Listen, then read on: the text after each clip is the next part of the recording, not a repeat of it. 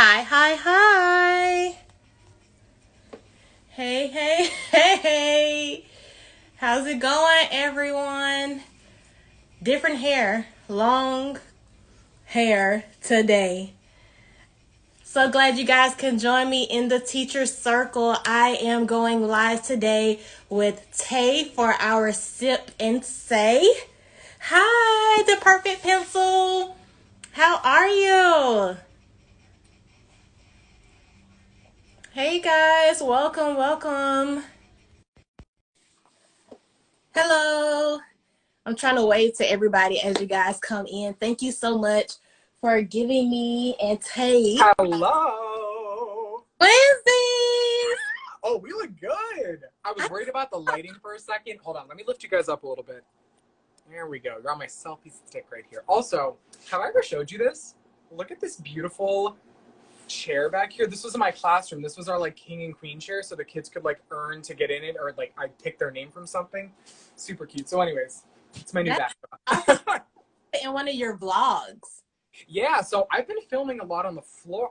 I'm very comfortable on the floor. I don't know what's wrong with me, but I sit on the floor quite often. I used to film a lot in my just my couch over there, but yeah, it's cute. So I keep it behind me. It really is. Like I'm at those for well, actually my children have everything. I'm not even trying to be funny, but you Have it all. say I gotta get that. And so they have like these little cute chairs. I can't fit anything else in my house. I'm sorry. Listen, I hear you. My apartment's about yay big, so that's all I have. But I also what are you drinking today? I have my mug. So I went with the donut give up. Oh wait, what does that one say? Teach, love, inspire. That's so cute. I love it. So, since we were talking about mugs, I had no idea how many mugs I actually have in my house. I literally went into my cabinet and I was like, Taylor, you have a problem. Like, I think I've been collecting them over the years, but I think this one's cute. So, actually, my cooperating teacher that I student taught with in high school, Uh-huh. so with music, you have to be certified K through 12.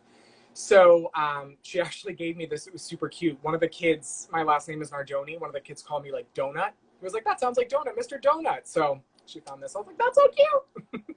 That is cute. Yes. I have a lot of mugs because I feel like every teacher appreciation year, first of all, kids know I drink coffee. Like when you come in Miss Mike's room, I got my cup. We're good to go. I'm getting my life together. So I think that's one of the first things they think to get me. And then they know I love gold. Like I wear gold jewelry every day. So I get a lot of gold jewelry. Which is awesome. Yeah. So I'm so excited to talk with you today. I really do like this matching tea thing. That is I that's know. It just like takes it up a notch, you know? I And know. I just love like I love the message on this too. Like I feel like my thing this year is going to be like in addition to teaching very important things, also just sending these like subtle messages out, you know what I mean? Like these subtle sassy messages like, hey. So Yes.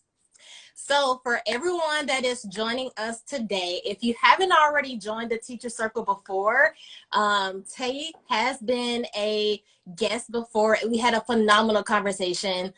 So much so, like we got off of the Teacher Circle, like we got to do it again.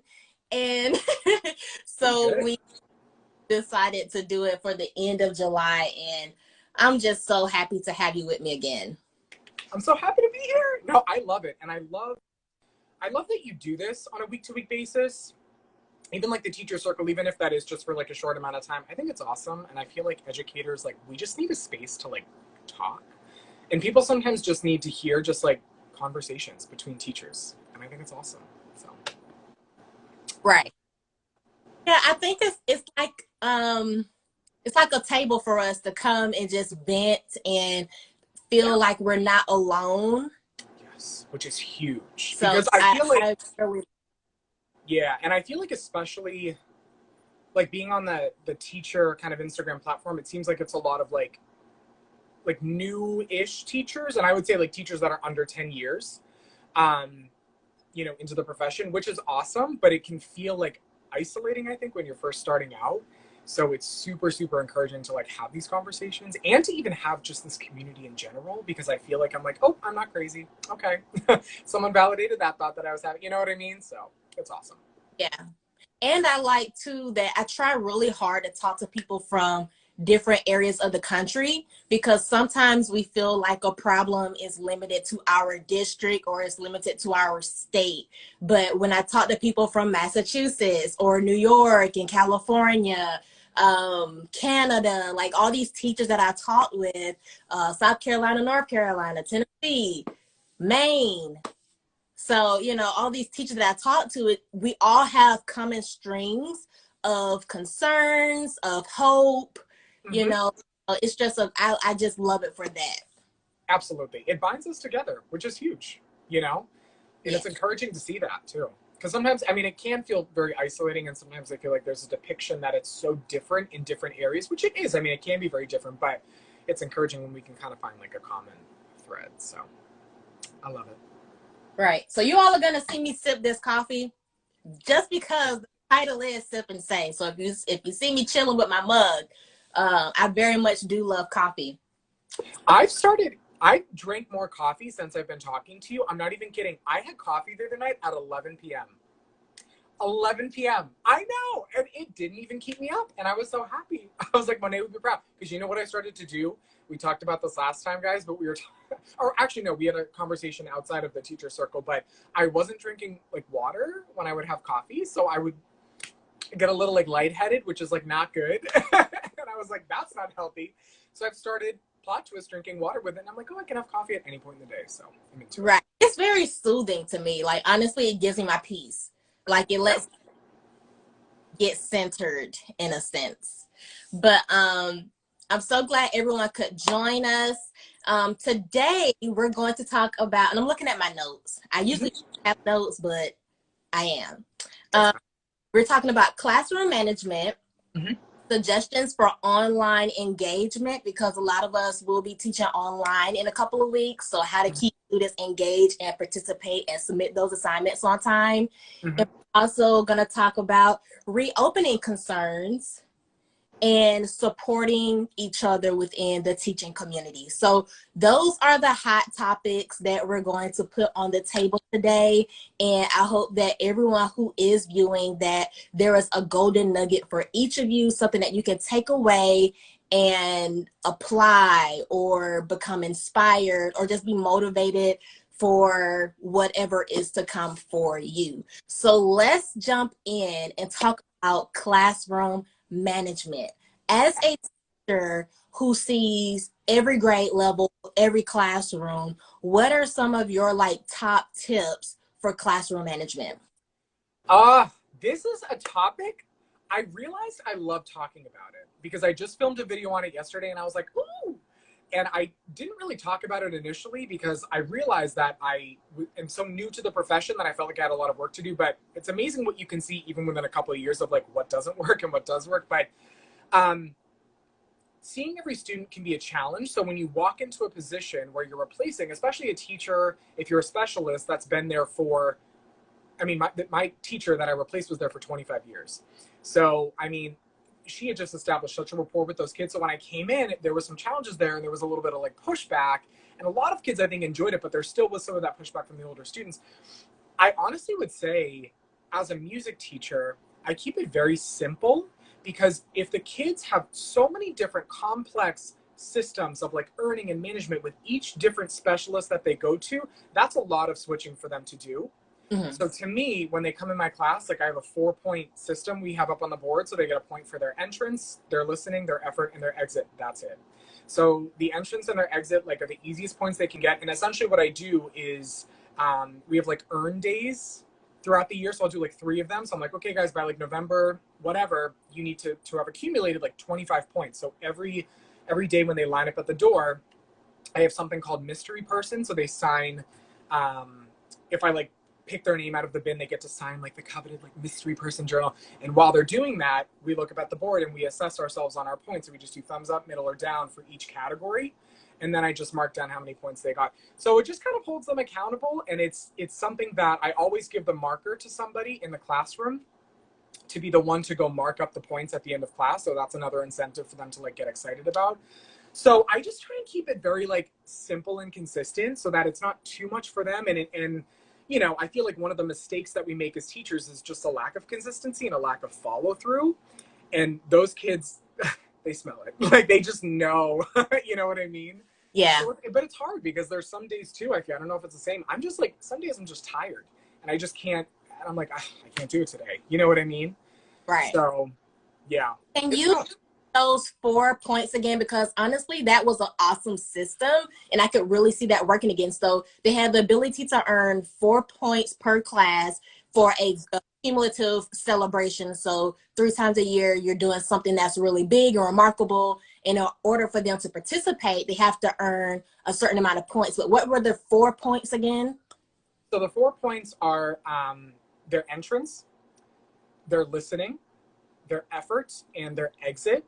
And they're very, I mean, they sound broad, but obviously when I rolled this out when I midway through my first year of teaching. So we've had it for 3 years now. So the kids they just know what to do. But we have discussions like at the end of class, like if we didn't earn a point, and with some of the older students, we'll do like a half a point, you know, I'm like, we got 3.5 today. But, you know, we just have discussions about what each of those means. And I feel like a big issue that we don't talk about with classroom management is like when we're student teaching and when we're basically learning how to be an educator, like we never see teachers put in place their management system. And I feel like, do you know what I mean? So, and we don't think about how long sometimes it can take to establish that routine. And you can't have a set of expectations and not teach the students what each of them looks like and sounds like. You know what I mean? So that's the biggest thing. So if I'm like, okay, here's the expectations in class, because I have a couple basic rules too. They're very generic, but I try and talk about them. Especially if we don't hit one of them, we do.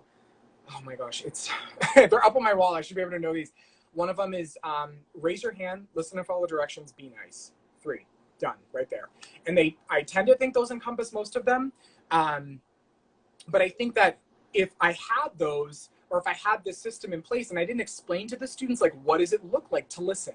What does it sound like to be listening? What does effort look like? How can we describe that? What does it look like to enter well? And that's different for everyone's class. Like for me, I don't command a silent classroom when the kids walk in. It's not like, here we go. Like it's music class. You can come in and chat. You know where to go on the rug. And when I come in front of you, you have a couple seconds of grace period. And when I start talking, like simmer down. You know what I mean? So I think it's just like big picture and stuff. But yeah, so those are the 4 categories. Sorry, I got off track per usual. No, but that's really, really great. And I can see that working for like whether you're departmentalized, whether you have them all day. Let me ask this question. So that's a classroom point system, but what if you have a student that's like, I'm not feeling it. I don't care about earning an effort point. I don't care about being in a silent line for, you know, like how do you work with that? So the other 3-tiered system of like consequences are essentially a warning, and then they can sit out. It's not like you can sit out if you want. It's like you're sitting out. And then the last one would be something with administration. I don't really get past a warning or sitting out. And it depends too, because sometimes kids like, listen, we all have bad days. I have bad days. Like sometimes kids are just having a bad day. And something I like about my school is that we have a cool down corner in each room. So we have this huge blue beanbag area where the kids know, like if they're starting to kind of become like dysregulated or whatever, they can just go over to that corner. So if they're not feeling it in that moment or they can feel something coming on, like I'm cool with them going there. They can take 2 or 3 minutes. And, you know, for specific students that want to milk it for longer, you can set a timer. I don't think I have a timer in my room, but most of the time it's just a couple of minutes and then they're able to come back. But obviously, I mean, it's hard. I think with specific students, like you can't like, if a student has a meltdown, like sometimes you can't combat that. And sometimes it is hard to see it coming. Ideally, you want to, and you want to be proactive about it rather than reactive. But I think it kind of changes per student. You know what I mean? Yeah. And I've had them now for 3 years. So I just know them. I feel like I know them pretty well.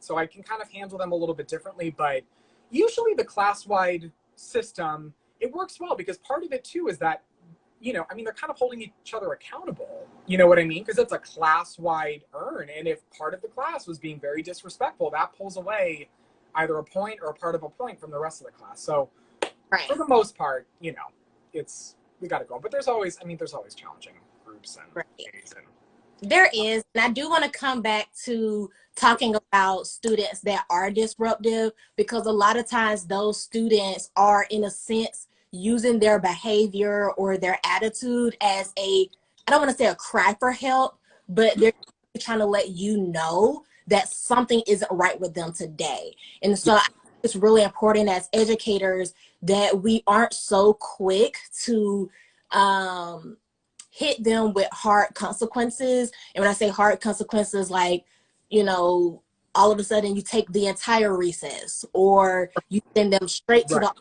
the counselor, or put them right outside the door. Those are very, I don't want to say traumatic experiences, but those are experiences that don't really encourage a student to want to do well for you, to want to have a relationship with you. Mm-hmm. They don't make them feel accepted or welcome. So they kind of do the opposite of what we would want them to do. Even though I understand, I've had students that, it took me having to go in there and say, Monet, Yeah, it's hard, together, and then we're going to talk about this thing. And I've done that with upper grades, because sometimes they can hit below the belt, as people say in conversation, like, oh, that was below the belt. Sometimes they'll try to figure out your triggers and go for what they know. But as the adult in every situation, because they're immature, you have to know how to recenter, catch yourself, use your words wisely, check your tone and check your timing. Tone and timing are those two right there. That is it. Because right. what? So I always feel too that there are moments, like if a student literally is having a moment and they explode for a second, what is me coming at them and raising my voice at them going to do in that moment? Besides embarrass them in front of the class and send them a message that whatever you're feeling is not valid right now. Do you know what I mean? Right. And I feel like a lot of the time, students, at least that I've experienced, that have those moments actually like choose to separate themselves. To be honest, like I've had students like literally step outside the door, or they do head back into that corner, which is good, because then if they have that moment, okay, in a private setting afterwards, then we can have a conversation about it. You know what I mean? Which I feel, and I agree with you. I think that that's so important, not to head to like that punitive kind of like consequence, versus like really understanding like what's going on, Right. Because you may just be the advocate that they need, and I've been in populations where children have had very serious issues at home, or maybe in their past, or maybe they're part of the,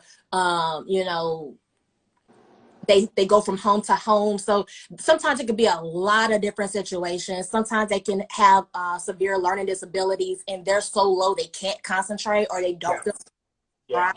So they try to distract everyone else because they want everybody else to be, as confused as they are. But what I was going to say is, with classroom management, I never compete with students. I don't even over adults, but I never get to. I don't. But I love that about you. I think it's awesome. I can just see it too. I cherish my energy. I cherish my time. And so I never give that power. I feel like once I start going back and forth with you, I've lost my power, and I've also probably lost my identity, because that's not my character. It's not in my character to be combative, to yell at you, to degrade you. Like, that's not who I am. And so when I am in a situation where I feel like, whether it's a child, administrator, or a teammate, if I feel like that's how someone is coming at me, I literally will say, this is not the right time. Let's talk about another day. Or out sometimes. I like that. And it's not even that I'm trying to be disrespectful. It's just that this is not what I do. This is not my normal. So then that person is left to kind of either argue with themselves, or kind of figure out, why she walk away from me like that? I wasn't done talking. I'm done listening. Like, I'm not gonna receive that. But what I wanted to say with students, I never give them the ring to go toe to toe with me in. So if you eliminate that ring, I love that. That is huge because you know what? I actually struggle with that. And I see such a wide range of kids between kindergarten to, there was a year that I had kindergarten and then fifth grade back to back. And I was like, what's happening? You know what I mean? Like such different students. It's very easy to get into that place, especially when it's like below the belt kind of hits in there. But you're right. It's literally just being like, do not create that circle where they go toe to toe. Because you know what? What good comes out of that? Absolutely nothing. You waste learning. Like, you waste learning time and it's never resolved. You have two heated figures in that moment. Yeah, I love that. I think that's great. Yeah. And that's always something to keep in check. I never yell or like raise my voice. Like if we're chanting or we're really into a book or something, like I will raise my voice then. But when I teach, I don't yell because the room should be silent enough to where you can hear me. And if you're yelling at me, I'm not going to yell at you because that means I'm disrespecting you. And I don't want you to think that that's right. Because I value you. And I really said that to a child. I value you so much. I'm not going to disrespect you by yelling at you. So, wow. That is really powerful. I really like that. Because it may not be their norm. Like in their house, yelling could be the only way their mom and dad gets their attention, or that's the only way that, you know, they take it serious. But when you are the opposite, which I very much am. That is so, we got to take notes, guys. Like, no, but that's such a good thing to say. And I feel like I've seen many different styles of management. I always felt weird about how I handled situations because sometimes I felt like I wasn't coming on strong enough, but having this conversation is making me realize that there's validation in what I was doing. You know what I mean? Because I think there tends to be this like stigma that like when you're managing a class, you gotta be like, ah! But it's like, not really. You know what I mean? Like there's other effective ways per se. Right. Yeah, I guess I'm just processing that. I think that's really awesome.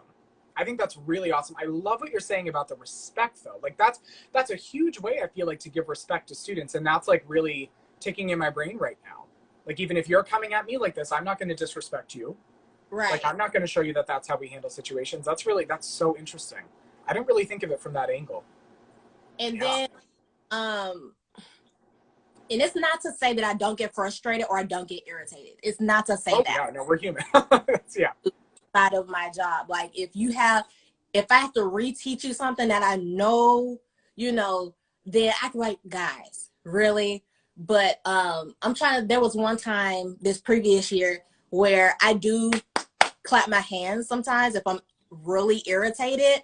And so it was so interesting for them. It was interesting for me to see how they responded to me. It was almost like when I kind of blew my top a little bit, when I was like, guys, this makes no sense. You should turn your homework on time. It was about homework. And, you know, like, you know, the deadline's on the board. It's in your agenda. Why am I getting excuses? Because I was like tired of them doing what they were doing. And so I was clapping my hands and it was like the first time I clapped, they were like, because it was so not my norm. This was like November. So from August, we calm, cool, collected. And then November, Miss Mike finally blows her top. It really blew them away. And they actually nurtured me after that experience. Like, Miss Mike, I am so sorry that we got you that upset. And you're so right about the deadlines. Like, they were empathetic towards me because they knew that just was not my norm. Right. That's really powerful too. Wow. Don't you guys just want to sit in Monet's classroom? I'm not even kidding. No, I really want to. It's super interesting. And I've always thought too, I've realized over the years how far building relationships goes. Like that is number one. And it's amazing how powerful that is when you, like, I'm trying to think of how to phrase this. Like when you give that level of respect to a student, I've always believed this and I've always said this, it's so easy to make a student feel good. It's so easy. And you don't have to lie. You literally like build them up.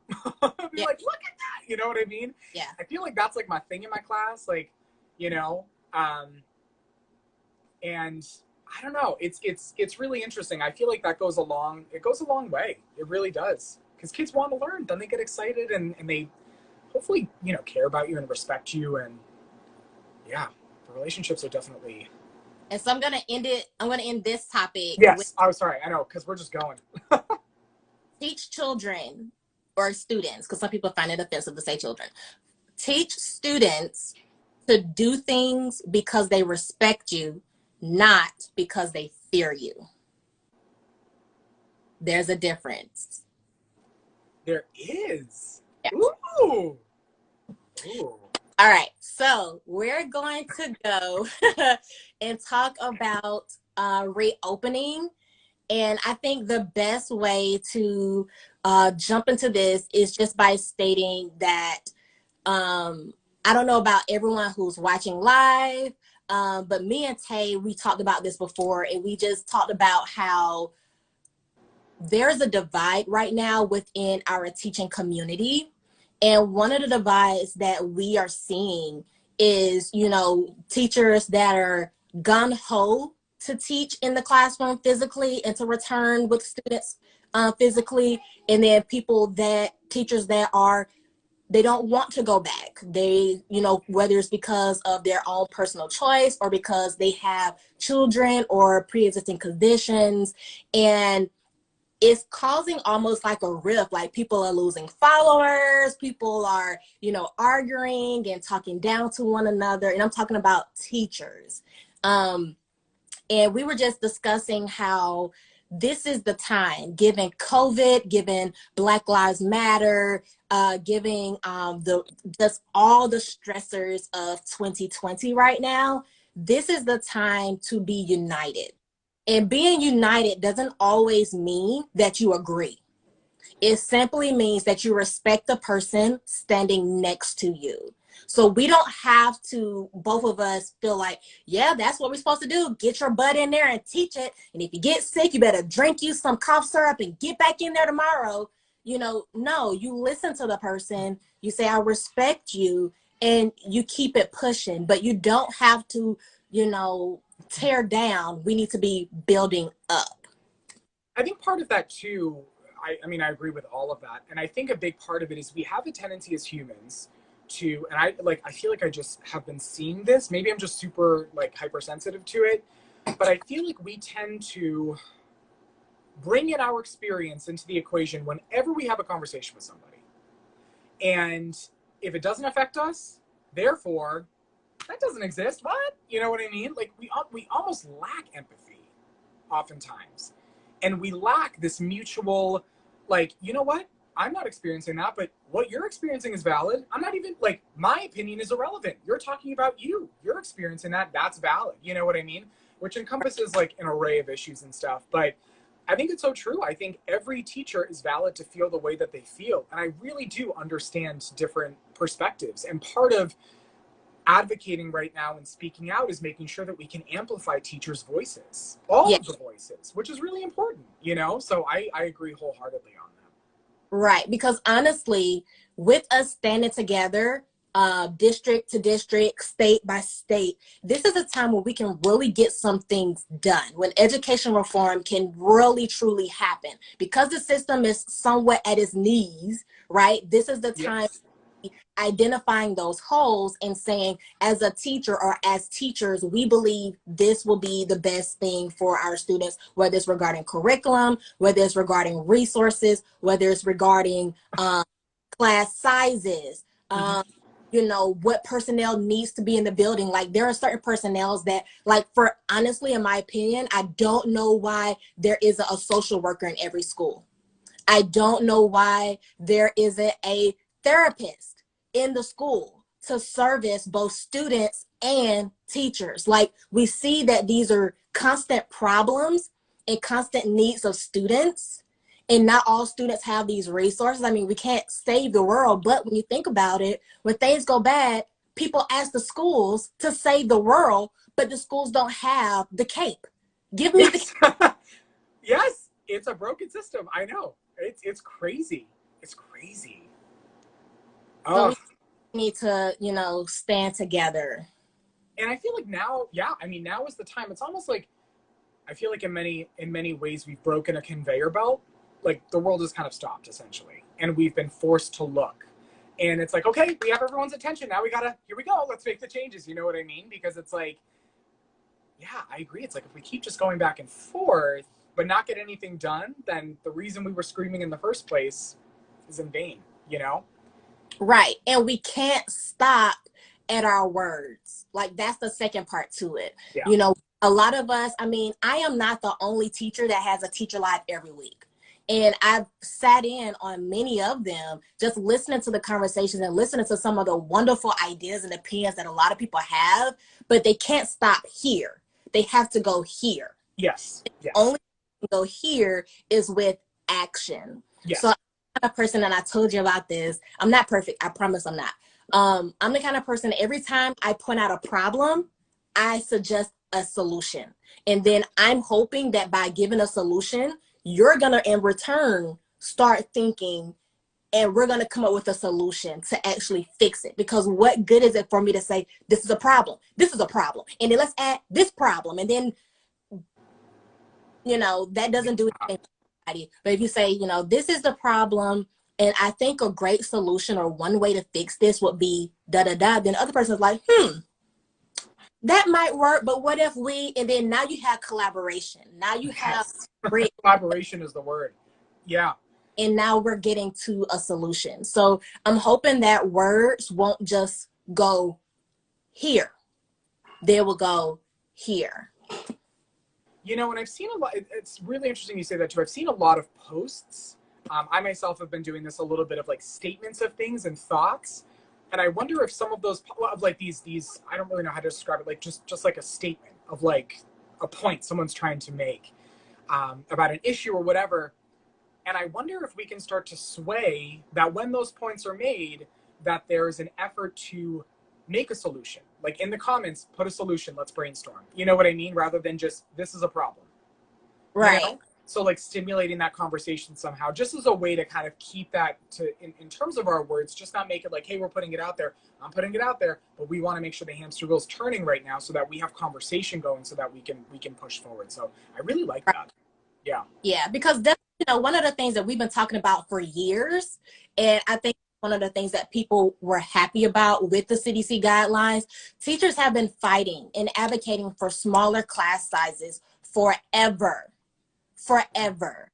Because we understand in order to get the growth and the scores that the district and the principals want, why do you think they advocate so big for small groups? Because I can't focus if there are 30 students around me, you know? Yeah. And like, this is, wow, COVID has done what it's done. Let's figure out a solution. What do we need to do to have smaller classroom sizes? Because that would be more effective, especially once COVID passes, once we hope, you know, in time have a vaccination and a cure and all of this, and we go back, you know, there's going to be a large group of students that are going to be behind.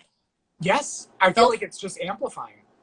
Are not going to benefit from being re-smashed together with 25 to 30 students. Yeah. No, that's huge. That's huge. I know. I just, I'm loving what you're saying. Because I feel like we just like, this is the time. Like, this is the time that we have to start chatting about this stuff. And it's amazing too. I've also learned a lot being on this platform and listening. Such an emphasis on just listening to other educators' experiences, you know? I feel very thankful to work where I do as well. Wonderful building, very well supported. And Massachusetts in general is I think it's a really great state for education. So it's eye-opening, and it's important for me to hear these different perspectives, not even perspectives, these different things that are happening as well. You know what I mean? So, because again, we have to advocate for education as a whole across the entire country, because there's so many different holes, you know? So. Right. And we can't be, the next point I'm going to say is, we can't be afraid to get dirty. And when I say dirty, yes. Go low, but I'm saying we can't be afraid to get in the trenches. And I know people say, I'm already in the trench. put some mud in your hands, okay? Uh-huh. And so a perfect example of that, we talked about this earlier in the week. There was this big conversation about the people's opinions on what they're calling the pandemic pods, families I don't want to say purchasing because that sounds really bad, but families hiring a personal teacher to teach small groups in certain homes and communities. And people were like, no, that's so bad. Well, some people were like, no, that's so bad.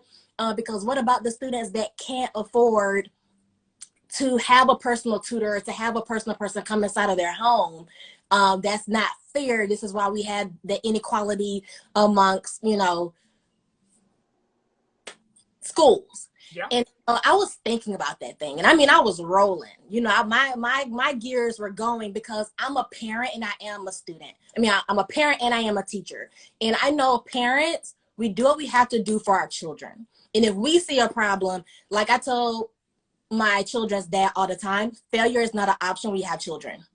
It's not an option. You just have to do your absolute best. Things don't always go the way you want them to go, but for their sake, you get it done. And so I feel like a lot of these parents that are going that route, I don't think all of them are wealthy. I think there are some parents that are like, I'm going to have to pick up a shift. We're going to have to downgrade or, not buy as much as we do so that you can have this opportunity, because I'm scared for your education right now, which is rightfully so, because you have districts still voting on what they want to do and how they want to do. So from a parent's perspective, it would make you nervous and you would want to put your child's education in your hands because you trust yourself.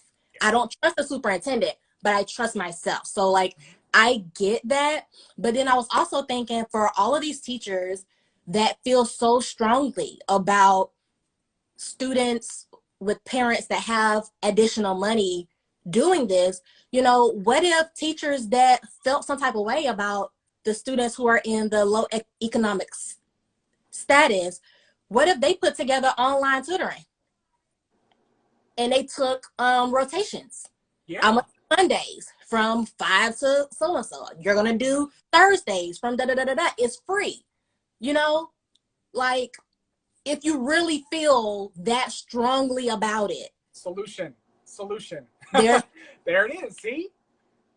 Monet, you're going to have a talk show one day. Putting it out in the universe. It needs to happen. You just say these things and I'm just like, yes. Like my mind is just like constantly like spinning. I love it. Learning so much. Okay, so we do have a question. And so it's about that time to really, I know you guys have been listening. We've been saying a lot. I think it's the caffeine because I'm at the bottom of my cup. Well, I'm going. This is my third cup today, I think. Wait a second. Can we just do this real quick? How many cups of coffee do you drink a day? 2 to 3. 2 to 3? Okay. Yeah. I'm probably the same. If it's a great day, it's 4. It can't be 5 because I will pass out. Right. Yeah, but because it's so soothing. So like if I was teaching, I would have a cup in the morning. I probably need one around 1 or 2 from like my last couple of blocks, my 2 last blocks of class, just to kind of pep me up again. And then when I go home and I'm lesson planning or just kind of like brainstorming ideas and anchor charts, I drink coffee. Like it gets me going. Will Ferrell. Hey, you need it. No, you need the morning 1 or 2, and then you need the afternoon pick-me-up. Yeah, I do. Because I teach 4 to 5 classes a day. Yeah. Being departmentalized. So now we're going to turn to questions. We have one. If you have one, feel free to put it in the comment section below or to click that, the little question mark. So MF Pat, hey, my weekly supporter, love you. With Black Lives Matter being a serious topic these days, how do you approach a question in a classroom setting? Who you want to go first? Woo! Okay, you go first because I'm still turning. Okay, so my advice, and this is with any topic that might be sensitive, because children say the darnest things. Oh yeah. Whether you're gonna say, so slide 4. I've had those moments where I was like, okay. because I didn't feel like it was my place to give an answer. But with Black Lives Matter, you definitely want students to know that they matter, that you see them, that you advocate for them. Hopefully you believe they truly do, because we do have a population of people that don't. If everybody believed Black Lives Matter, we wouldn't have Black Lives Matter. But definitely attack it with truth. Get their opinion first. Say, what made you ask me that question? Yep. And then, if you're stating facts, no one can dispute that. I would make sure that they're child friendly or appropriate depending on the grade level.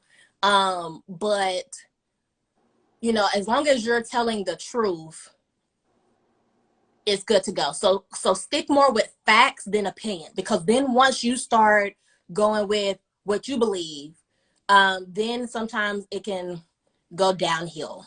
I was just going to say the same thing. I would say, like, as the wheels turn in my head, literally presenting it in terms of like further questioning for the students in a very like the most peaceful, like, just, again, why did you say that? Or why'd you ask that question? Why do you think that? You know what I mean? So making it more about a conversation, and I completely agree with you, having facts and literally stating like why this was started, maybe what happened, like, and again, making it child friendly. So I think it would also depend on,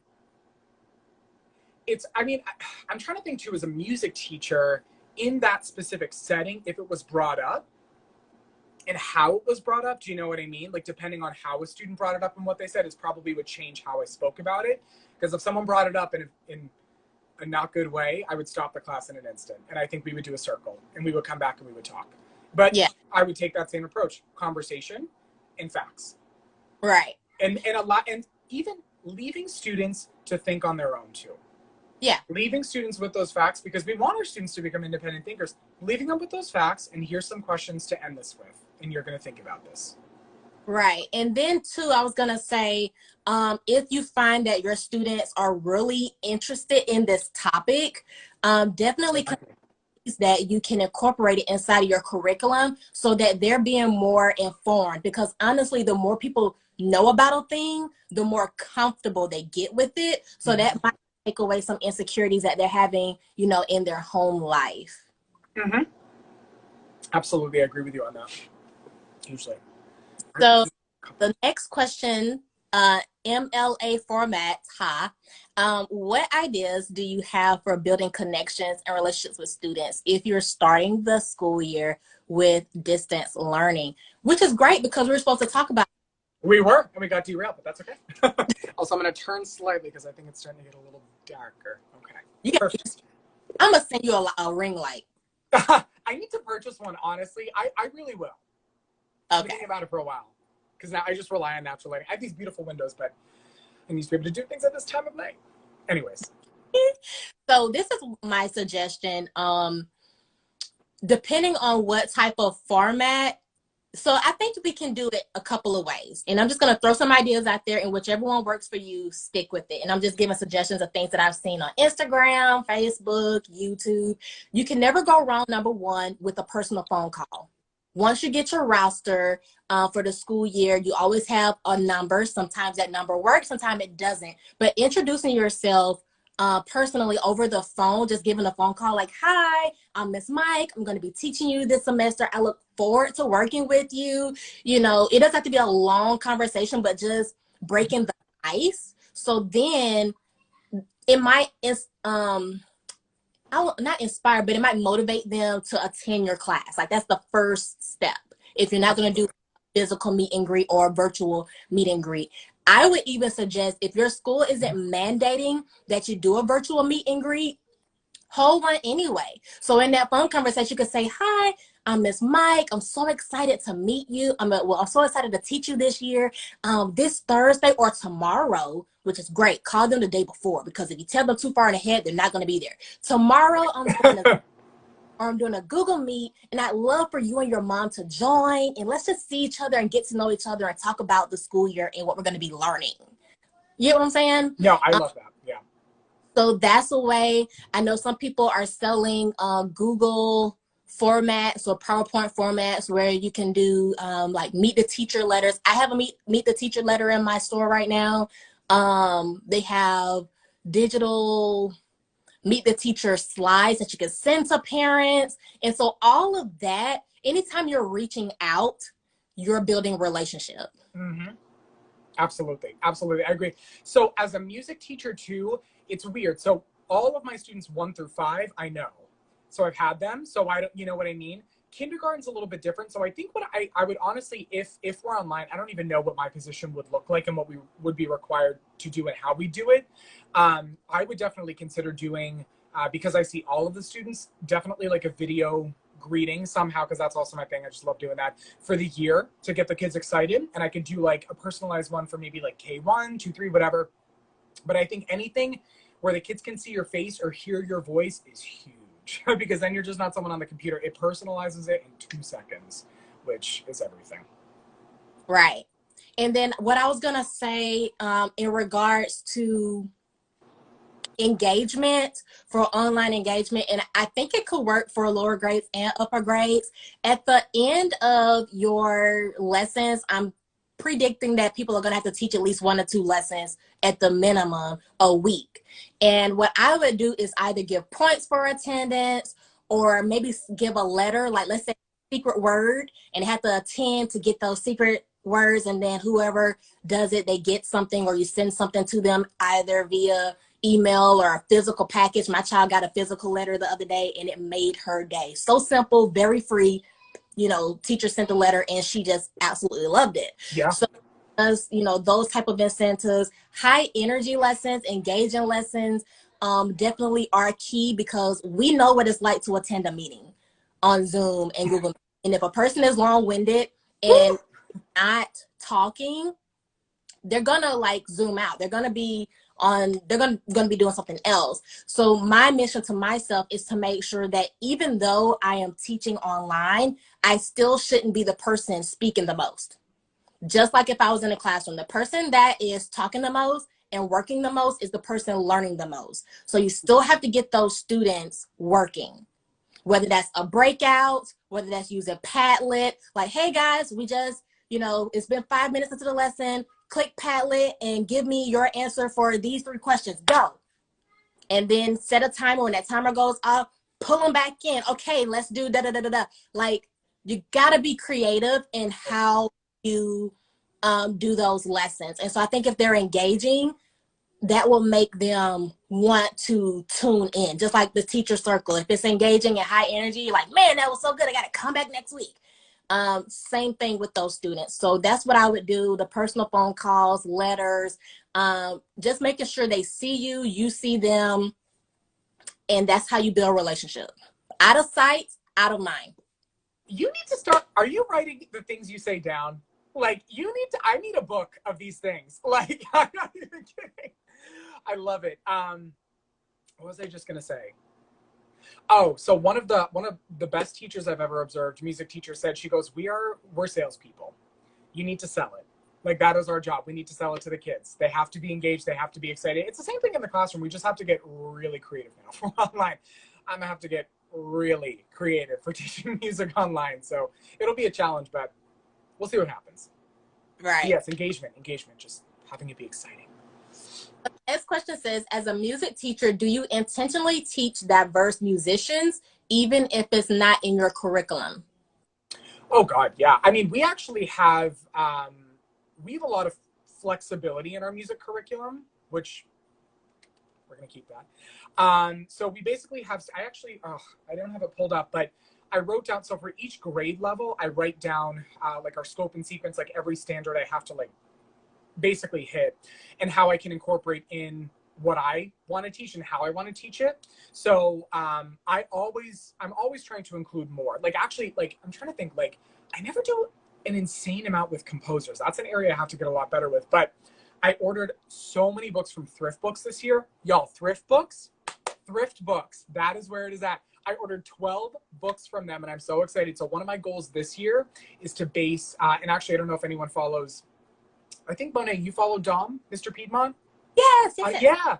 So he's amazing. And he had an idea of basing lessons around literature, not even necessarily music books, but just books that are very inclusive, that bring in diversity, which is huge, and kind of finding songs and activities that are built around those themes. So that's my goal this year. So I'm kind of changing everything this year, to be honest with you, but you know what? Right. Which, I mean, we have to do because we've never taught like this before. So why not change it all?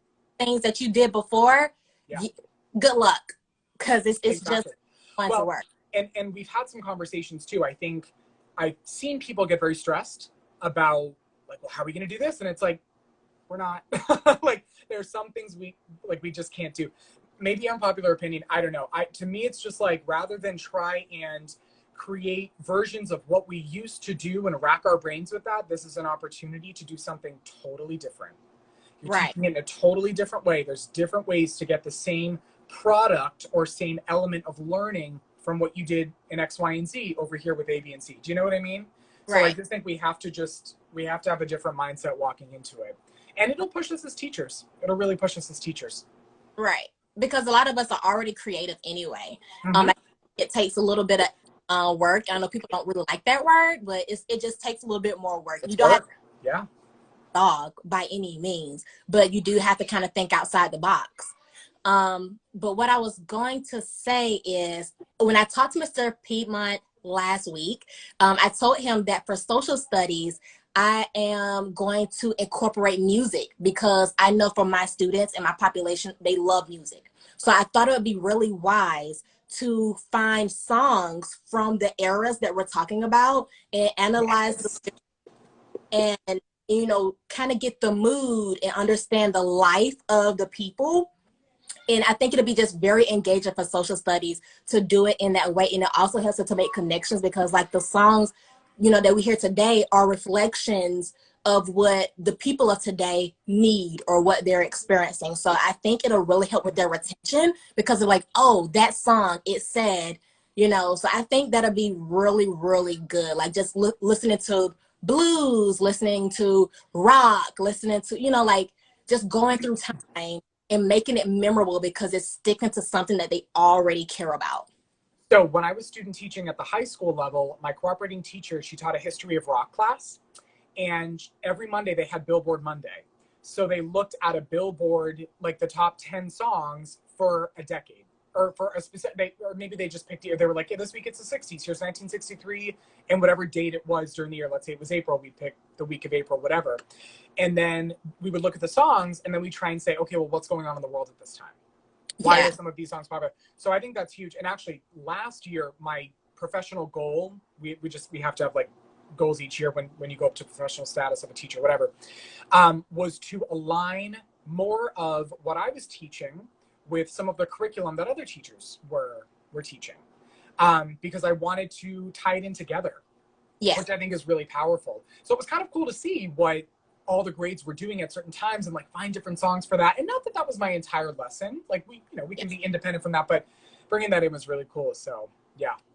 It's awesome. So I'm excited, and I think it challenges me too, just to kind of dig in, but I'm just very dedicated to them. Like I'm so dedicated to my students where it's like, let's figure this out. And honestly, if they don't like it, I'm going to toss it. I'm not going to force feed. Yes. No, you toss. Oh my gosh. The amount of tossing, whew, there's so much tossing that happens. Like my first year was every single Sunday, I would spend 5 to 6 hours just like trying to reinvent the wheel. And I had so many lessons, and I had the first month of lessons planned out. I tossed every single one of them when I got into class because I was like, this is not working. This is not working. This is awful. Like, ugh. It's kind of frustrating sometimes, but we have to toss it. I mean, we can't. What we have to do is we have to disconnect our success to the success of our lessons. Like, I think a lot of times teachers beat themselves up, not because of an evaluation that their principal gave or anything like that, but just because of how they're connecting who they are or, you know, their gift of teaching to the success rate of the lesson. But sometimes it's just not going to stick. And it doesn't mean you're a horrible teacher. It just means that it didn't work. And so you have to think about a different approach, but that also goes back to knowing your students. How do you best learn? Do you need to do more visuals? Do you need to provide more, kinesthetic materials where they're building and applying? Like, how is it that best fits them, and then go from there? Absolutely. No, and I think that's fundamental. Part of I don't want to use the phrase like being a good teacher, but just part of being an educator is you have to be malleable. You have to know when something's not working, and you have to pivot, because again, it's not about us. Right. It's not about me being like, look at this glorious lesson here. You know what I mean? It's literally about, and there's been times where I've thought that I've had a good lesson, and I'm like, they retain nothing. Like, I thought it went well. I was like, oh my gosh, look at this like pacing right now. You know what I mean? And we still gotta pivot, you know? So it's really, that's a really important lens to have, I think. Just constantly like reassessing, like, we're doing this for the kids, like make sure, you know what I mean? Right. So, student centered. And I know I centered always. Have a question, put it in the comment section or in the question box, and we'll answer it. But I'm about to put another question up. But I was gonna say we have to be student centered. The classroom is not about us. It's not. It's not about. It's not about how we decorate it. It's not about us. It's about those children, and are we equipping them with what they need to be successful individuals tomorrow? Yesterday, I got approached by a woman in my community. I'm not going to say her name because I don't want to, but she approached me and she was like, hey, I see you're a tutorer. Do you do reading? And I was like, yeah, I do a reading. What's the grade? And she was like, I can't read. 29. Wow. And she was like, nobody ever really taught me how to read. And I think it's time that I know. I just want to be able to comprehend what's going on. And she looked ashamed to admit that to me. You know what I'm saying? Like, she felt like, in a sense, she felt like it was her fault she didn't know how to read. Yeah. And I just, I'm going to start working with her, but that's what we don't want. We don't want people who leave our systems and they can't fully go after their goals because we haven't equipped them. It's not about just passing them along. It's not about No Child Left Behind, promoting them because of their age. It's not about that. It's about creating citizens in your local community, the people that are going to be your doctors, your lawyers, your cashiers, your policemen.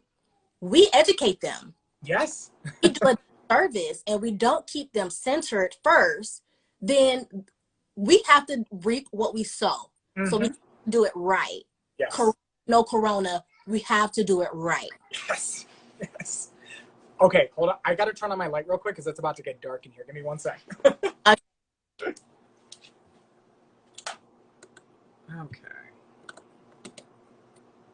Clark, Cozy Corner, I love your comment about establishing community. That is awesome. Oh, that reminds me. So what I did, and I might have to restart it because, it has a timer. Okay. About 3 years ago, I started this back to school activity where on 4 anchor charts, I put respect, and I play Aretha Franklin's respect song. And as the song is playing, they go to each corner and they write, what is respect to myself, respect to administrators, respect to other students, and respect to our learning environment. That's important. You don't have to tell them how to clean it up. Just tell them respect your learning environment. So they had to identify what those things meant and how to show it. And absolutely, I kept them up. And anytime I saw them not doing it, I just pointed to the picture. And I said, you told me respect for yourself looks like so-and-so. So why are you talking about yourself that way? Why are you saying you can't do it? Wow. Yeah. Oh, that's so good. That is so good. I love that. Oh my gosh. Wow.